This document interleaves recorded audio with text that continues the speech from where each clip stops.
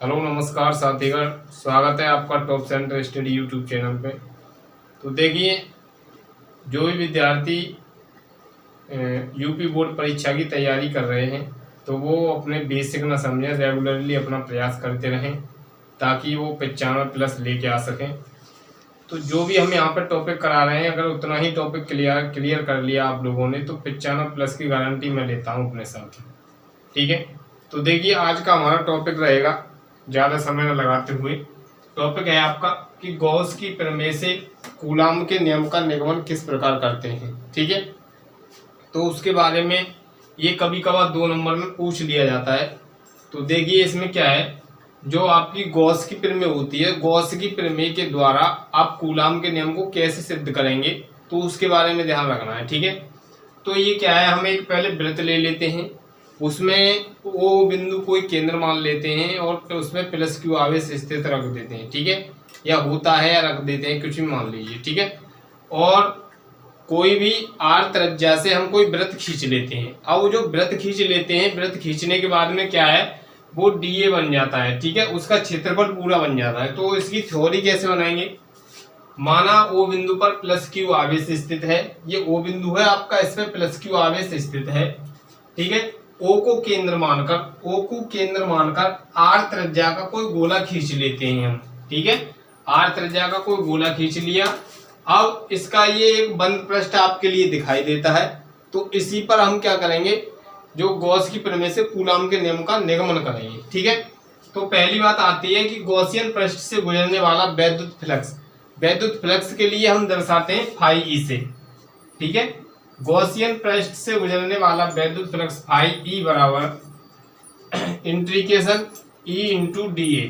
ठीक है, जो क्या है, ये आपका इंटीग्रेशन समाकलन कहलाता है। तो यहां से लेकर के चलेंगे, फाई ई बराबर समय या integration E into D A. ठीक है, कोस थीटा, क्योंकि ये झुका हुआ है तो थीटा की वैल्यू हम यहाँ पे लगा देते हैं 0। ठीक है, थीटा की वैल्यू 0 लगा देंगे तो ये मान हो जाएगा 1। तो ये हो जाएगा आपका फाई ई बराबर ई इंटू डी ए। ठीक है, अब आपको पता है कि वृत्त का क्षेत्रफल कितना होता है, वृत्त का क्षेत्रफल होता है 4 पाई आर स्क्वायर। ठीक है, तो आप यहाँ पे ये आप कर लेंगे, यहाँ से फाई ई बराबर ई इंटू डी ए। ठीक है, इसका क्षेत्रफल का सूत्र लगा दीजिए, फाई ई बराबर हो जाएगा E into 4 pi R square. ठीक है, ये हो गया आपका। अब क्या करेंगे, हम गॉस की प्रमेय से लेकर के चलेंगे। गॉस की प्रमेय आपको पता होनी चाहिए। ठीक है, गॉस की प्रमेय से, गॉस की प्रमेय क्या होती है, गॉस की प्रमेय होती है फाई ई बराबर क्यू अपॉन एप्सिलॉन नॉट। ठीक है, ये आपने पहले पढ़ चुके होंगे। तो अब क्या है, इसे इक्वेशन नंबर फर्स्ट मान लेना, इसे मान लेना सेकंड। अब हम यहाँ पे क्या कर सकते हैं, जो आपका ये समीकरण दिखाई दे रहा होगा, समीकरण 1 का मान समीकरण 2 में रख दो। ठीक है, समीकरण 1 का मान समीकरण 2 में रखने पर, ठीक है, इतना तो आपको पता होना चाहिए। अब देखो 2 में रखेंगे तो ये मान यहाँ पे लगा दो, ये हो जाएगा E into 4 pi R square बराबर क्यू अपॉन एप्सिलॉन नॉट। ठीक है, ये इतना हो जाएगा। अब इतना होने के बाद में ये वाली वैल्यू आपने यहाँ रख दी और ये इतना हो गया। ठीक है, इसके नीचे 1 मान लीजिए आप। ठीक है, अब यहाँ से मल्टीप्लाई कर लीजिए आप, मल्टीप्लाई करेंगे तो देखो ये हो जाएगा आपका, क्यू का वैल्यू निकाल लो यहाँ से, या आप ई बराबर सूत्र होता है एफ अपॉन क्यू 0। ठीक है, या ई का वैल्यू निकालेंगे हम, यहाँ से ई का वैल्यू निकालेंगे तो देखो क्या हो जाएगा, ये हो जाएगा E into 4 pi R square epsilon naught बराबर क्यू।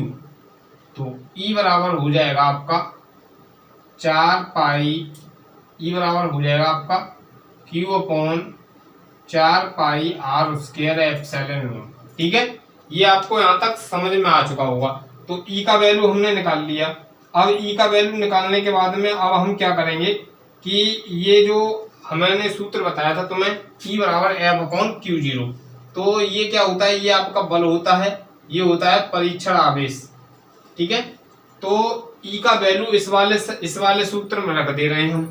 तो देखो सूत्र क्या है आपका, E बराबर F/Q0 आपका सूत्र है। इसमें हम वैल्यू लगा दें तो देखो क्या हो जाएगा आपका, ये हो जाएगा, ये E का वैल्यू रख देंगे आप Q/4πr² बराबर F/Q0। ठीक है, इसका मल्टीप्लाई कर लीजिए आप।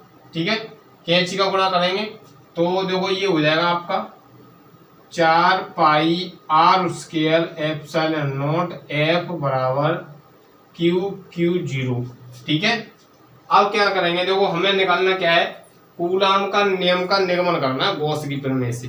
तो कूलाम का नियम निकालना है तो बल आप F निकाल लीजिए, यहाँ से F निकालेंगे तो F बराबर हो जाएगा आपका Q0/4πr²। ठीक है, या F बराबर हो जाएगा 1/4πε0।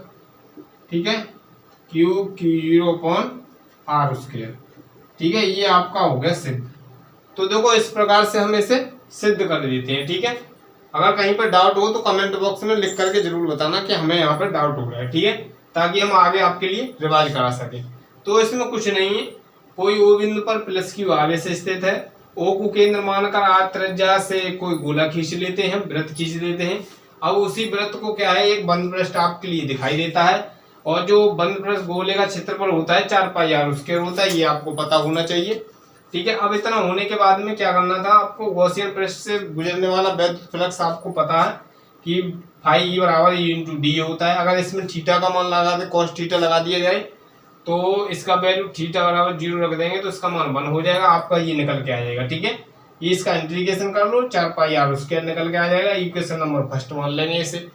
अब गॉस की प्रमेय से क्या करेंगे आप, ये गॉस की प्रमेय से सेकंड मान लेंगे, ये वाला मान आप इसमें रख देंगे तो हम यहाँ से E का वैल्यू निकाल लेंगे। तो E का वैल्यू निकालने के बाद में हमारा ये निकल के आ चुका है। अब एक सूत्र होता है E बराबर F/Q0। ठीक है, तीव्रता, वैद्युत क्षेत्र की तीव्रता E बराबर F/Q0 होता है। तो F क्या है, यहाँ पे बल होता है, और Q0 आपका परीक्षण आवेश होता है। ठीक है, अब E का वैल्यू हम रख देंगे इस वाले में। जब E का वैल्यू आप इसमें रख देंगे तो आप F का मान निकाल लेंगे। तो F का मान निकालने के बाद में ये कूलाम का नियम आपका सिद्ध हो जाएगा। ठीक है, इस प्रकार से ये निकालते रहते हैं। अब तक के जितने भी इस चैप्टर के डेफिनेशन, ये व्यंजक थे, वो यहाँ तक सिद्ध हो चुके हैं। आगे हम न्यूमेरिकल पे लेकर के चलेंगे।